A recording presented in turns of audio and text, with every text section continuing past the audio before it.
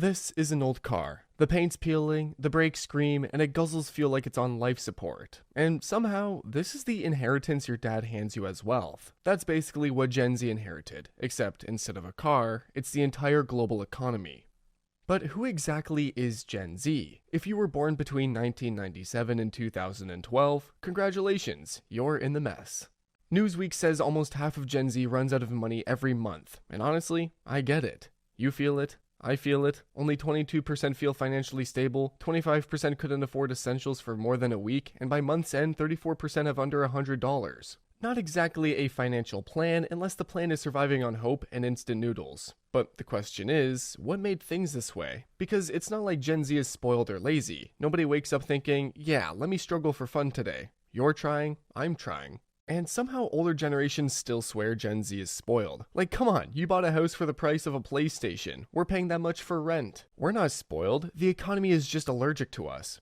Gen Z didn't walk into a fresh economy. They walked into one that had already been punched in the face twice. First by the 2008 financial crisis, which wiped out job stability and froze wages before Gen Z even finished middle school. And just when things were starting to recover, the pandemic pulled up and smashed the global reset button. Prices went crazy, jobs disappeared overnight, and even outside those two disasters, everything young people need to start a normal life, college, housing, healthcare, has been climbing in price like it's speedrunning a world record. Meanwhile, wages stayed exactly where they were, chilling. So by the time Gen Z finally stepped into adulthood, the economy was already cooked. And just when Gen Z is trying to process that, older generations pull up with the line they love saying. You know what? When I was your age, I already had a house, a stable job, 2 kids, and savings. Which sounds impressive until you realize they were basically playing life on easy mode.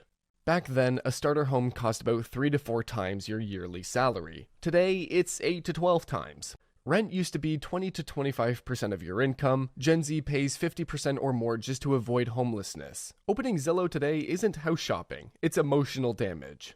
Older generations walked into jobs with pensions, benefits, and a clear path upward. A single job could support an entire household. Today's job market feels like a loot box. You click apply and pray the outcome isn't, we've decided to move forward with other candidates. Entry-level jobs want years of experience, internships want experience to get experience, and even full-time jobs often pay like side quests.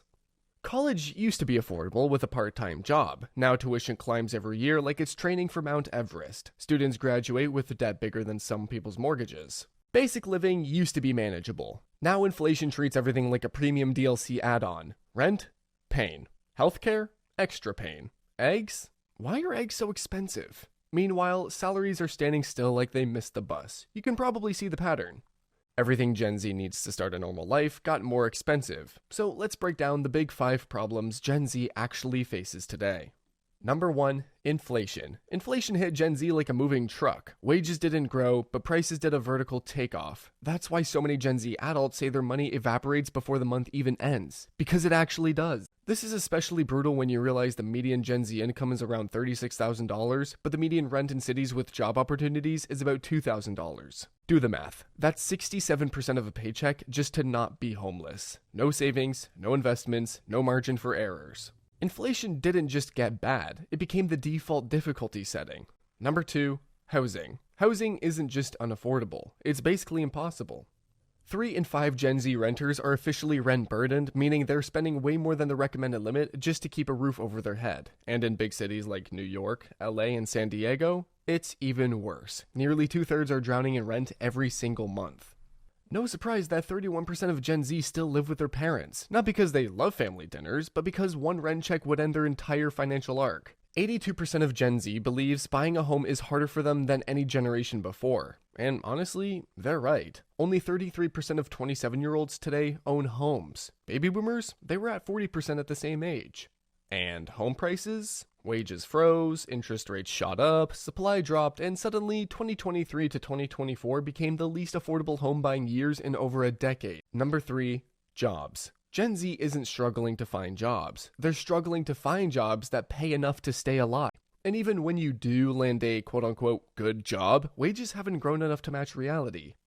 Your paychecks show up like, here's $1,200, good luck surviving a modern economy with that. Meanwhile, inflation is bench pressing your salary like a warm-up set. And there's always that one guy in every friend group who says, bro, AI is taking all our jobs. Number 4, debt. Here's the part nobody really says out loud. Gen Z isn't drowning in debt just because life is expensive. They're drowning because the entire financial system figured out how to make spending feel painless. Student loans are massive. Gen Z carries around $94,000 in average personal debt, the highest of any generation. College students shot up faster than wages could blink, so debt became the default entry ticket to adulthood. And modern debt? It's so subtle and frictionless that it stacks up without anyone noticing. Tap to pay, subscriptions, tiny auto charges, split payments, it's all designed to make spending painless. Until the bill shows up and reality kicks the door down. And yes, the BNPL and credit card traps, if you missed it, watch this one first, then go check that out. Number 5, inequality. If debt is the trap, inequality is the wall around it. Social media created a constant 24/7 pressure to look successful. Every scroll is someone your age traveling, buying a new phone, living in a perfect apartment, wearing expensive clothes, achieving something breathtaking. But most of that content is either sponsored, staged, or completely unrealistic. Still, it creates the illusion that everyone else is winning, while you're stuck comparing your real life to someone else's highlight reel. That anxiety alone pushes overspending, stress, and the feeling of I'm behind even when you're doing everything right. And here's the plot twist. This generation is entering adulthood at the exact moment Social Security might run out. Meaning, even the safety net older generations relied on might not exist for Gen Z. At this point, it's easy to think Gen Z is doomed, but that's only true if nothing changes.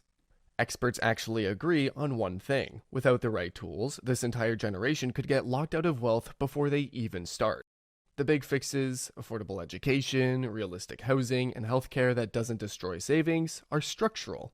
Those need system-level changes. But there's another part that is in Gen Z's control: financial education. Not the boring classroom kind, the real-life stuff everyone actually needs. Budgeting, understanding debt, recognizing how social media pushes overspending, coping with financial stress, and saving consistently even in tiny amounts.